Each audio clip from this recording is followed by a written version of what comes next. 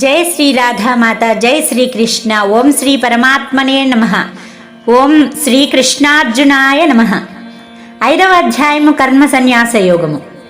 అర్జునుడు పలికెను, ఓ కృష్ణ, ఒక్కసారి కర్మ సన్యాసమును మరి ఒకసారి కర్మయోగమును ప్రశంసించుచున్నావు. నిశ్చయముగా ఈ రెండింటిలో నాకు ఏది శ్రేయస్కరమో చెప్పుము. శ్రీకృష్ణ భగవానుడు పలికెను, కర్మ సన్యాసము కర్మయోగము అను ఈ రెండును పరమ కళ్యాణదాయకములే.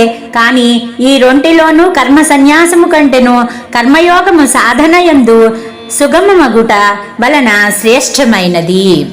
మహాబాహో, ఎవరిని ద్వేషింపని, దేనిని ఆకాంక్షింపని కర్మయోగిని నిత్య సన్యాసిగా ఎరుంగవలెను. ఏలనన రాగద్వేషాది ద్వంద్వములను అధిగమించిన వాడు అవలీలగా సంసార బంధముల నుండి ముక్తుడగును. సాంఖ్య కర్మయోగములు వేర్వేరు ఫలములను ఇచ్చునని మూర్ఖులు పలికెదరు, పండితులట్లు పలుకరు. ఆ రెంటిలో ఏ ఒక్కదానినైనను బాగుగా ఆచరించిన వాడు ఆ రెండింటి ఫలస్వరూపమైన పరమాత్మను పొందును. జ్ఞానయోగులు పొందు పరంధామమునే కర్మయోగులు పొందుదురు.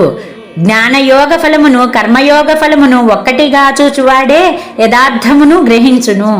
కానీ ఓ అర్జున, కర్మయోగమును అనుష్ఠింపక సన్యాసము అనగా మనస్సు, ఇంద్రియములు, శరీరము ద్వారా జరుగు కర్మలన్నింటి యందును కర్తృత్వమును త్యజించుట కష్టము. భగవత్ స్వరూపమును మననము చేయు కర్మయోగి పరబ్రహ్మ పరమాత్మను శీఘ్రముగా పొందగలడు. మనస్సును వశమునందుంచుకొనిన వాడు జితేంద్రియుడు. అంతఃకరణ శుద్ధి కలవాడు సర్వప్రాణులలో ఆత్మస్వరూపుడైన పరమాత్మను తన ఆత్మగా కలవాడు. అగు కర్మయోగి కర్మలను ఆచరించుచున్నను ఆ కర్మలు వానిని అంటవు. తత్వజ్ఞుడైన సాంఖ్యయోగి చూచుచు, వినుచు, స్పృశించుచు, ఆఘ్రాణించుచు, భుజించుచు, నడుచుచు, నిద్రించుచు, శ్వాసక్రియలను నడుపుచు, భాషించుచు, త్యజించుచు, గ్రహించుచు, కనులను తెరుచుచు, ముయ్యుచు ఉన్నను ఇంద్రియములు తమ తమ విషయముల యందు వర్తించుచున్నవి అనియు తానేమియో చేయుటలేదనియు భావించును. కర్మలనన్నింటినీ భగవదర్పణము గావించి ఆసక్తిరహితముగా కర్మలను ఆచరించు వానిని పాపములు తామరాకుపై నీటి బిందువు వలె అంటవు. కర్మయోగులు మమతాసక్తిరహితులై కేవలము ఇంద్రియములు, మనస్సు, బుద్ధి, శరీరముల ద్వారా అంతఃకరణ శుద్ధికై కర్మలను ఆచరింతురు. నిష్కామ కర్మయోగి కర్మఫలములను త్యజించి భగవత్ప్రాప్తి రూపమైన శాంతిని పొందును. కర్మఫలాసక్తుడైన వాడు ఫలేచ్ఛతో కర్మలను ఆచరించి బద్ధుడగును. అంతఃకరణమున అదుపులో నుంచుకొని సాంఖ్యయోగమును ఆచరించుచు పురుషుడు కర్మలను ఆచరింపజేయకయే నవద్వారములు గల శరీరమునందు సమస్త కర్మలను మానసికముగా త్యజించి సచ్చిదానంద ఘన పరమాత్మ స్వరూప స్థితుడై ఆనందమును అనుభవించును. పరమేశ్వరుడు మానవుల యొక్క కర్తృత్వమును గాని వారి కర్మలను గాని కర్మఫల సంయోగమును గాని సృజింపడు. ఈ అన్నిటిలో ప్రకృతియే వర్తిల్లును. సర్వవ్యాపి అయిన భగవానుడు ప్రాణుల పుణ్యపాప కర్మలలో దేనికిని భాగస్వామి కాడు. అజ్ఞానముచే జ్ఞానము కప్పబడి ఉండుట వలన ప్రాణులు మోహితులగుచుందురు. కానీ వారి అజ్ఞానము పరమాత్మతత్వ జ్ఞాన ప్రాప్తి ద్వారా తొలగిపోవును. అప్పుడు ఆ జ్ఞానము వారికి సచ్చిదానంద ఘన పరమాత్మను సూర్యుని వలె దర్శింపజేయును. తద్రూపమును పొందిన మనోబుద్ధులు కలవారై సచ్చిదానంద ఘన పరమాత్మయందే నిరంతరము ఏకీభావముతో స్థితులై తత్పరాయణులైన పురుషులు జ్ఞాన సాధనతో పాపరహితులై పునరావృత్తి రహితమైన పరమ గతిని పొందుదురు.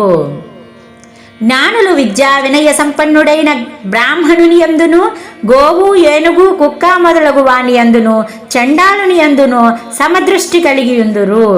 సర్వత్రా సమభావ స్థిత మనస్కులు ఈ జన్మయందే సంపూర్ణ జగత్తును జయించిన వారగుదురు. అనగా ప్రాపంచిక విషయాతీత స్థితికి చేరుదురు. సచ్చిదానంద ఘన పరమాత్మ దోషరహితుడు, సముడు, సమభావస్థిత మనస్కులైన జ్ఞానులు సచ్చిదానంద ఘన పరమాత్మ యందు స్థితులు కనుక వారు త్రిగుణాతీతులు, జీవన్ముక్తులు. ప్రియ లాభములకు పొంగిపోనివాడును, అప్రియములు ఎదురైనప్పుడు కృంగిపోనివాడును, స్థిరమైన బుద్ధి కలవాడును, మోహ వివసుడు కానివాడును అయిన బ్రహ్మవేత్త సచ్చిదానంద ఘన పరబ్రహ్మ పరమాత్మయందు సదా ఏకీభావ స్థితి యందుండును. ప్రాపంచిక విషయముల యందు అనాసక్తమైన అంతఃకరణము గల సాధకుడు ఆత్మస్థిత ధ్యానజనితమైన సాత్వికాత్మానందమును పొందును. పిదపాతడు సచ్చిదానంద ఘన పరబ్రహ్మ పరమాత్మ ధ్యానయోగమునందు అభిన్న భావస్థితుడై అక్షయానందమును అనుభవించును. విషయేంద్రియ సంయోగము వలన ఉత్పన్నములగు భోగములన్నీయును భోగలాలసులకు సుఖములుగా భాషించినను అవి నిస్సందేహముగా దుఃఖహేతువులే, ఆద్యంతములు గలవి అనగా అనిత్యములు కావున ఓ అర్జున అవివేకి వాటి యందు ఆసక్తుడు కాడు. ఈ శరీరమును విడువక ముందే అనగా జీవించియుండగానే కామక్రోధాదుల ఉద్వేగములను అదుపులోనుంచుకొనగల సాధకుడే నిజమైన సుఖీ యోగి. అంతరాత్మయందే సుఖించువాడును, ఆత్మయందే రమించువాడును, ఆత్మజ్ఞాని అయిన వాడును అగు సాంఖ్యయోగి సచ్చిదానంద ఘన పరబ్రహ్మ పరమాత్మయందు ఏకీభావస్థితుడై బ్రహ్మ నిర్వాణమును పొందును. పాపరహితులును జ్ఞాన ప్రభావమున సమస్త సంశయముల నివృత్తిని సాధించిన వారును, సర్వప్రాణుల హితమును గోరువారును, నిశ్చయస్థితితో మనస్సును పరమాత్మయందు లగ్నము చేసిన వారును అగు బ్రహ్మవేత్తలు బ్రహ్మ నిర్వాణమును పొందుదురు. కామక్రోధరహితులను చిత్తవృత్తులను జయించిన వారును అయి పరబ్రహ్మ పరమాత్మ సాక్షాత్కారమును పొందిన జ్ఞానులకు అంతటను శాంత పరబ్రహ్మ పరమాత్మయే గోచరించును.